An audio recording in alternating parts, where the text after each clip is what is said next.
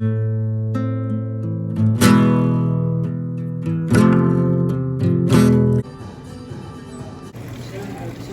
all distribute from Maine, the state of Maine. Yeah. Oh, really? I used to live there. Really? Yeah, it's very brutal. It's very brutal. They'll actually scream. Yeah. So the lady and the guy in there just now told me that they actually give the lobster crayons, you know, the kid crayons, to hang on to, as you know, as a play toy before they take them and boil them. You know, kind of reminds me of a David Foster Wallace essay. You know, if you ever read any David Foster Wallace, but you know, basically, I'm going to give this lobster one last moment to play. So they dip a crayon in there, you know, like you draw with, and the lobsters will grab the crayon and hang on to it, and they just laugh. But they tape their lobster claws together, you know, and they just sit there and wait. You know, there's two of them left. They're just kind of laughing about it. There's like two lobsters left, and they're just kind of looking. The other lobster's probably like looking at the other one going, "So how's your night?" The other lobster's just not even saying anything, just waiting. I mean, they're not even moving. It's pretty weird. Yeah, read David Foster Wallace thing about the lobster. So that's a trip. So it's called Consider the Lobster. Originally published in August 2004 issue of Gourmet magazine, this review of 2003 Maine Lobster Festival generated some controversy among the readers of the culinary magazine. The essay is concerned with the ethics of boiling a creature alive in order to enhance the consumer's pleasure, including a discussion of lobster sensory neurons. Check out these David Foster Wallace books on Amazon: A Life of David Foster Wallace, Conversation with David Foster Wallace, Infinite Jest. Is it all right to boil a sentient creature alive just for our gustatory pleasure? This was a question posed by renowned late author David Foster Wallace in Consider the Lobster. Wallace, who was held by critics as a literary genius, wrote this article to work out and articulate some of the troubling questions that arise amid all the laughter, exultation, and community pride of the Maine Lobster Festival. Gourmet editors may have gotten more than they bargained for, but Wallace's words echoed the concerns of thinking people everywhere. For Wallace, the Maine Lobster Festival inspired an unflinching inquiry into the ethics of boiling an animal alive. His article highlighted two specific coping mechanisms that people adopt when confronted with the reality of animal suffering: avoidance and denial. Wallace admitted that his own main way of dealing with this conflict has been to avoid thinking about the whole unpleasant thing. However, upon arrival at the Maine Lobster Festival, he found that there is no honest way to avoid certain moral questions. Wallace's article explored the excruciating pain that lobsters feel when they are boiled alive, taking both scientific evidence and his own observations into account.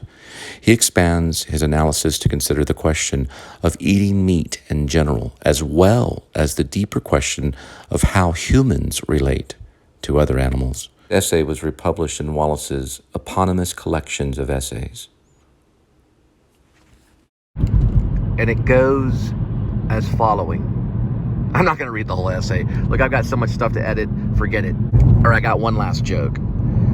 Now, the lobster did have a note on its foot. So consider the lobster and its footnote.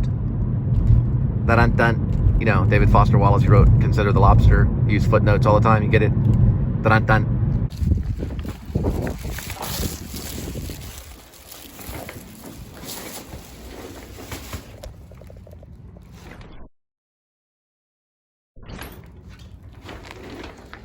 Oh, man. They really want me to pick up a quarter. About the lobster, too, I just wanted to say, they were a crustaceous animal that are disgusting. They eat dead things on the bottom of the ocean. And David Foster Wallace wrote Consider the Lobster, which is basically like an encyclopedia about it with common footnotes and jokes. I wouldn't say common footnotes, but I would say footnotes that lead off into a tangent. Uncommon footnotes. Yeah, that's what I meant to say. There were uncommon footnotes that led off into tangents and off another infinite jest of footnotes was Consider the Lobster. I'm listening to it right now. It's completely, utterly just ridiculous, but funny. Because the footnotes kind of make fun of what he's talking about. And, well, not really make fun of, but it goes off on a tangent that just... David Foster Wallace is an enigma. Especially Consider the Lobster. It's a 50-minute essay over here. Caught my eye. Look at this. Is this not freaky? And it's in the middle of this neighborhood right off of Blue Buffalo. Look at this. Some kind of poltergeist tree. Is that not freaky? It looks almost like a dinosaur. Or some kind of weird Star Wars creature. Now I'm in this middle of... I have no idea where I'm at. I gotta turn around. Oh, Lone Wolf. I'm in the Lone Wolf area. I'm probably gonna have to turn around. Oh yeah, that's probably Dallas way over here. No, that's probably Arlington. That'd be Arlington. But still towards Dallas. And this is a great city right here. All cities are great. This is a new, probably neighborhood waiting to be built. Vlog over. The lobster is a mysterious crustacean. I guess that's the wrong way to say it. Crustacean. And yeah, it is true. It is directly related to the centipede and other types of insects. But it is strange that the lobster will eat not itself, but it'll eat its other kind. So it's somewhat a cannibal, but it'll also eat dead things, things off the bottom of the ocean. Let's say, I don't know, a fish may fall to the bottom of the ocean. Let's say it was a sea bass. And the lobster will just crawl over there and it'll sit there and nibble on it. But it'll also go over to its friend and start nibbling on its friend. So it's a strange creature, for sure. So David Foster Wallace going above and beyond, explaining every detail part of its nervous system and how it's independently functioning out of these 5 different sections of its body, you know, and the limbs going in 5 different directions and all this weird stuff that he, you know, did his own research on to figure out the whole entire organism of the lobster. That's going above and beyond explanation and description. And it's a very sad loss, you know, because he was very funny, he was very creative, and he was infinite. I think he was an infinite writer. He didn't just stop at 1, 2, 3. He went to a million, you know, over and over and over again, to the extreme level of thinking. He was very well, not mindful. Mindful's not exactly the word I'm looking for. He was very jestful, you know, like a clown or like a joker. Let me go this way. He made decisions in his writings that were probably very different. He was also a big David Lynch fan, but he was very educated. It's the thing about David, as opposed to someone like Charles Bukowski, is David Foster Wallace comes from an academic field of writing. Even though he did have a drug problem, he did live a hard life. Okay, Waze, I understand. And, you know, there was still a rawness to him that was similar to someone like Charles Bukowski. Although I consider Bukowski probably one of our best, same with Hemingway, because of the realness to it. The writer that speaks in his own voice is always going to be completely real. If it's his own voice that he's speaking from, the things that he likes, the things that he finds interesting in the world, not how well he can describe something. And so I think that sometimes David Foster Wallace got too into the whole process of describing. And a lot of writers do get lost in it, and he certainly did. But I don't think like Bukowski did, you know. Bukowski took away and stripped all the pretense. He would get, that's the thing about Bukowski, there was no pretense. No pretense at all. He was only speaking from what, he only needed to say certain things. And then that was it. That's what I think made Bukowski great. But I think what made David Foster Wallace interesting, and almost as great as Bukowski, is that he never gave up, and he just kept on going and going and going until his last day. And unfortunately, he chose a route that some jesters have probably chosen, because I do consider him kind of a jester, a person that goes on with jest, just like Yorick. You know, it bore him on his back 1,000 times, but now he looks at this disgusting skull kind of thing. Yorick, the jester from Hamlet, the gravedigger. I believe his name was Yorick. And in that aspect of the infinite jest is that there is kind of maybe a disgust to it, just like you ways. Meaning that I think the reason he was so sad was because of his genius. And yeah, Waze isn't going to let me talk about it. Okay, so we're going to have to find a way back. Well, we made it, kids, back to Northeast Mall. Not exactly Wally World, but wherever I'm stopping here, Calabasas or something like that. Some kind of Italian grill. Anyway, I used to go here when I was a kid as a skater and punk rocker and walk around the mall. As, you know, I guess you could just say a mall rat, you know. We would walk around and I guess try to, you know, pick up chicks and stuff like that and buy skateboard paraphernalia, skateboard items and things like that, you know, a skateboard, you know. But it's supposed to be somewhere in here. I hope to God it's not in the mall. The guy just called me, so I think he said he was beside the mall. But we got to pick it up and then drop it off at your doorstep. Your doorstep, your very doorstep. There it is, Carrabba's is what it is, Italian grill called Carrabba's. Weird name. Anybody knows the etymology of that name, let me know. I'm still listening about lobsters though.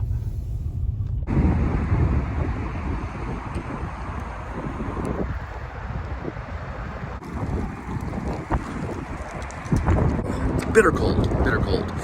So I told the guy I was in a new complex neighborhood and was going around in circles. He said David Foster Wallace and consider the lobster, and I didn't tell him that.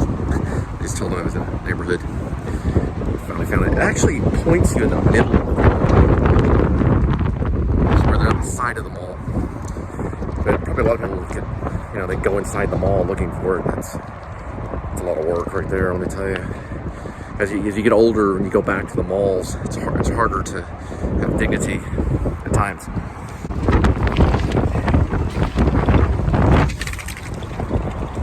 Package or something.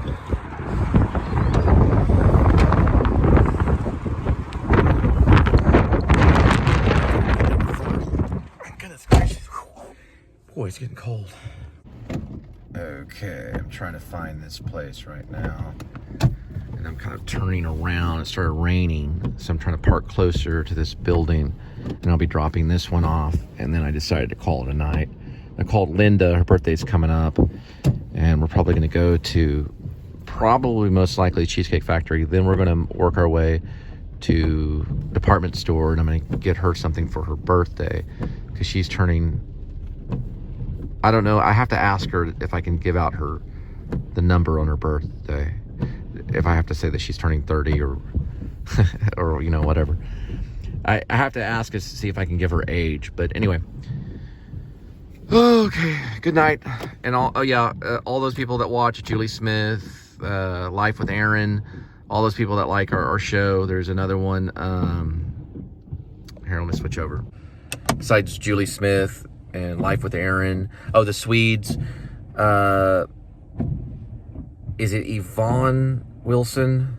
Yvonne Wilson. I think I called you Eva. Sorry, Yvonne Wilson. And all these other people that are starting to make comments and become fans with the Please Subscribe show. Thank you so much. We don't have the huge fan base yet, but we feel so comfortable with, wow, Julie Smith made a comment, you know. And I do listen to them. So I did drop those 2 vlogs because Julie said, no, you can't do that and stuff like that. So I thought, okay, thank you for saying that, Julie Smith. And so I listen to you guys. So if there's something that you don't like, and one agreement I always said about the please subscribe shows, there's something that's offensive, let me know. And I don't mind taking it down if there's something that's offensive. I don't have to have it up there. Like we did a roller skating vlog that was a silver wheel. I didn't have to have it up there. Part of it I think was probably good, and then part of it, you know, certain people said, well, let's not do that. So I went ahead and got rid of that material. Because I don't always judge the material before I put it out there. Sometimes I just put it out there and then I wait. And then I realize, okay, wait, I have to realize, you know, I have to listen to the feedback. So if there is anything offensive. Now, if I don't personally see the offense in it, then sometimes I'll reconsider and I'll leave it up there. But sometimes things can, you know, either hurt people's feelings or they can be a little maybe too graphic. And I'm not seeing that because I come from hyper-realistic state of artistic value. Meaning I come from hyper-real. I was always trained to be that way. I was always trained not to put on a facade, to show the truth and just move on. But you can't always do that in this day and age to a certain degree. I got a lot of trouble with Facebook.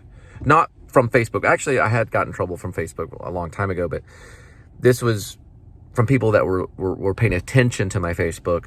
It had gotten me into a lot of trouble because I freely would write and I'd use names, and it's not always a good thing. But I'm saying Julie Smith good. I'm saying Yvonne Wilson good. I'm saying Life with Aaron good. I'm saying the Swedes good. I'm saying these fans of people that appreciate the show and they see something in it. I appreciate that too, because sometimes I watch the show and I'm thinking this is really good stuff, if not borderline cinema, which I don't want to really say that because I don't want to make all the critics go, what is he talking about?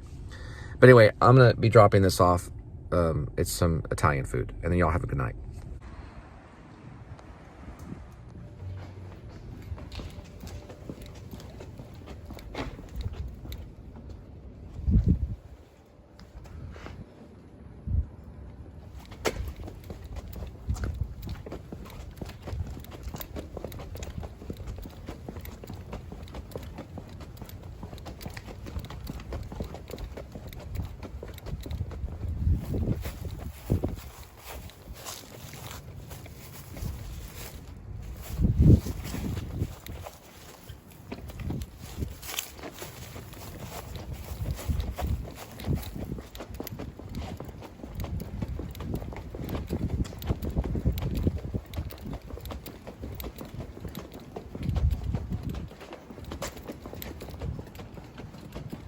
Air conditioning is really important in Texas. Oh, that's a cool samurai sword.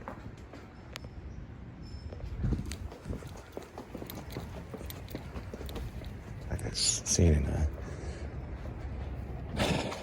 Pulp Fiction, you know.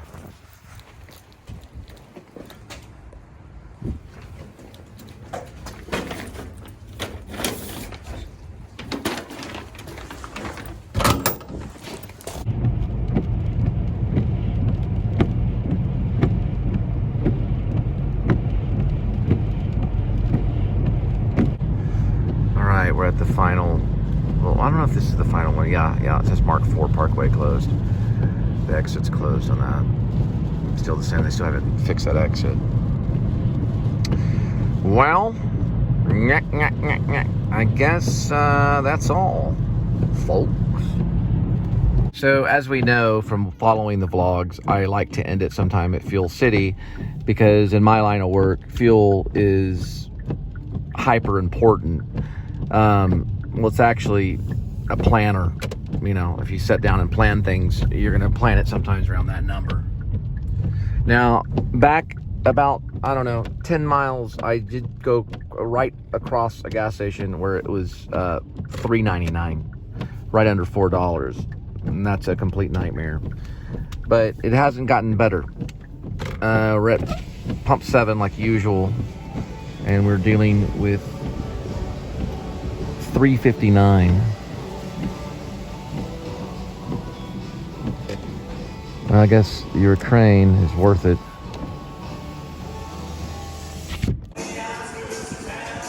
And we are still getting rained on. It's like a ninja. They're open 24 hours. So this article right here by Go and Do is actually about, is that a zonkey, a cross between a zebra and a donkey.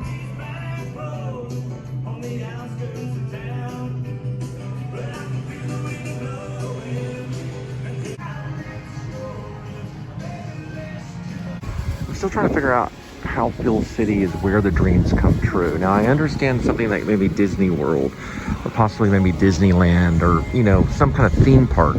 This is a freaking gas station. How are your dreams gonna come true at a gas station?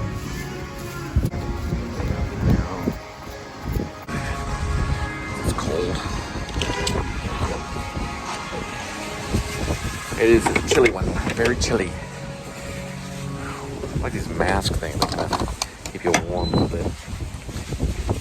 Ah, man. Woo! Man, it is.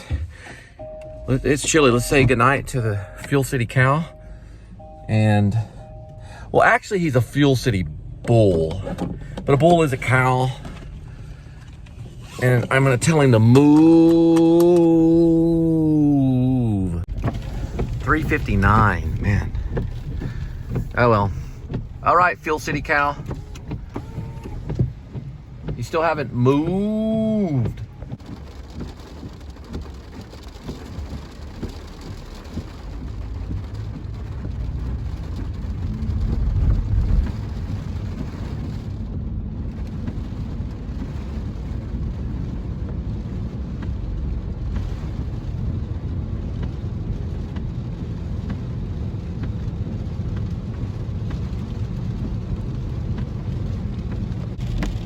I mean, it does say where your dreams come true.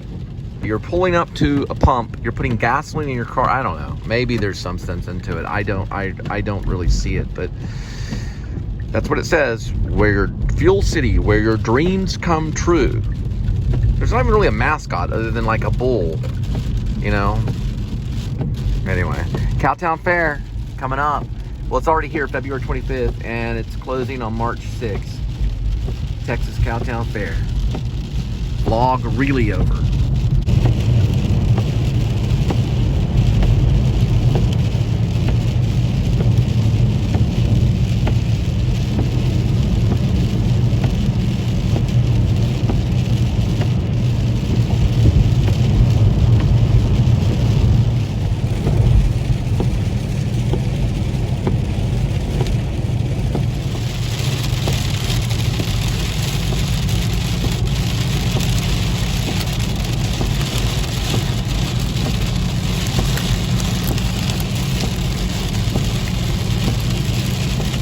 Like one of my favorite ones are like heated planters. Eat some of these right here. They're actually pretty good. I got some rain. Also, it is getting down to like 39 degrees right here, but I really like these planters, so they're really good. It's like heat, you know. The heat kind, some of those.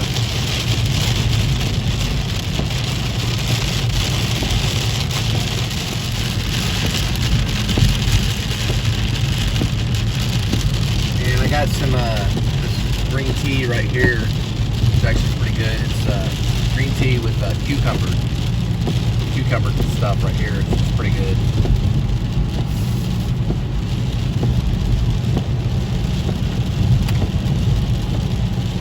And also I got some Mountain Dew too. It's Diet Mountain Dew, you know, because I'm trying to work out more and watch out, you know, live a healthier lifestyle. I didn't go to 7-Eleven today to get the 3 for $3, so I do miss those hot dogs though, but you know, you gotta watch it every once in a while. You gotta eat something healthy. That's why I'm so glad I have Linda.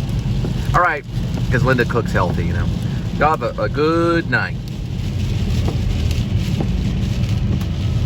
Yeah, we're getting a little bit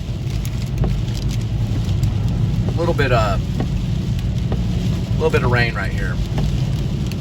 That QT tanker just flew by me. A lot of rain came off of it.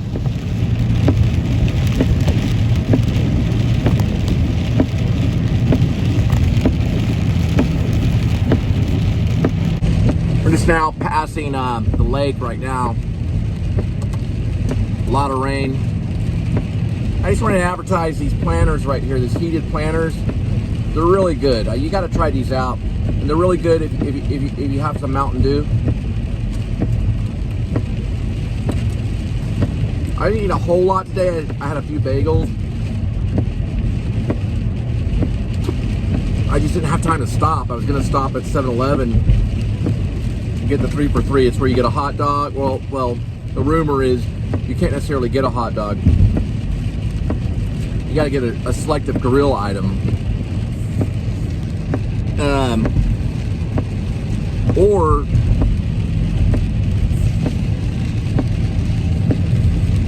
Or you can get a pizza, and it's a mystery to me, really, because you can get the pizza, you can get a selected grill item, and I thought because of the photo you could get a hot dog, but some clerk lady at 7-Eleven told me that you couldn't. But supposedly when you get these 3 items, or 2 items, I don't know for sure if it's 2 or 3, you get a free soda, which I'd probably get, you know, like something diet or something to keep me awake. Diet Mountain Dew is also a good one. I knew this millionaire guy that he sold cars for Kia, and all he ever drank was Diet Mountain Dew.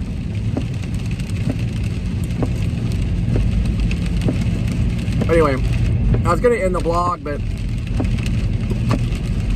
I just felt like I wanted to do a lot of stand-up tonight. Thanks for watching. Planters, heated planters.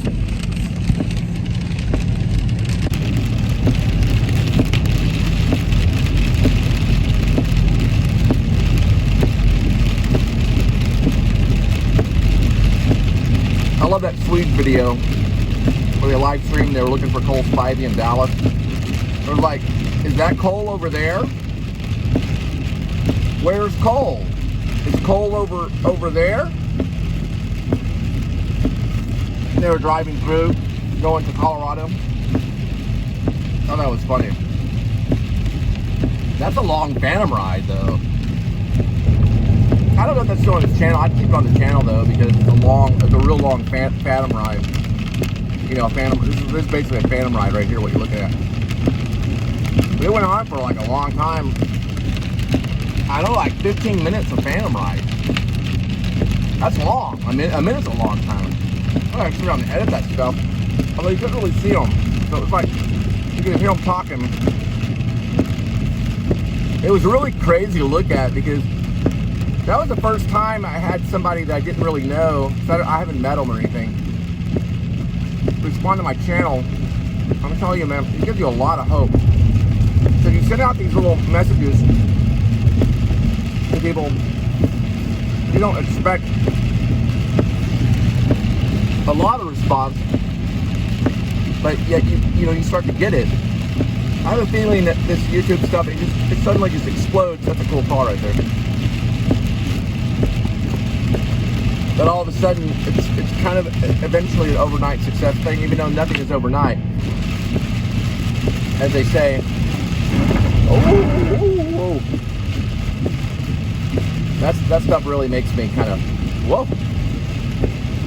You know, you don't ever know when you're going to hit in hydroplane. You got to be careful. All right, I'm gonna just kind of, people are behind me right here. Anyway, well, I gotta, you know, I can't really do like a 15-minute Phantom ride thing, but I thought that was cool that the Swedes could do that. Swedes got a good channel too. What was that? That was weird.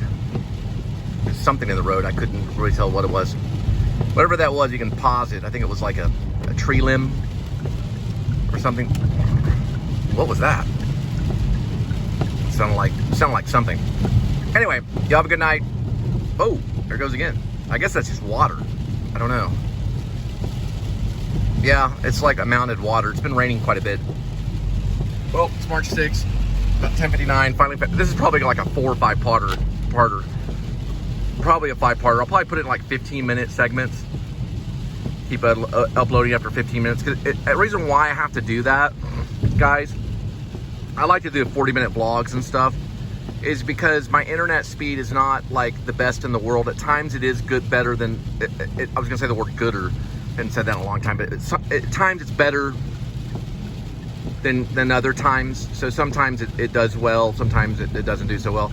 But if I do 15-minute segments and I go like part 1, part 2, or part 3, or I just do, these are the different shows, then of course, you know, I at least get it up there at a reasonable speed, you know, because you have to wait around to upload these. So 15 minutes segments is probably 15 to 20 minute segments at the most. A 20-minute segment can take time, and I have to sit there and coach it through to make sure that it goes up. I have to stay on top of it and make sure it goes up. It's not all automatic. It's kind of like, it's hard to explain how you get it up. You have to kind of coax it through by refreshing. I do everything from the phone right now.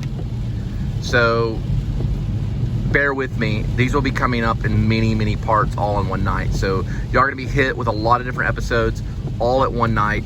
I give this to you freely because I love you guys. Have a good night, and I hope you are very much entertained. Good night and good luck kind of thing. And prayers for Ukraine. I knew that was going to happen right there. Another tanker. Gas prices are really crazy right now. I'm praying for everybody. Love you all.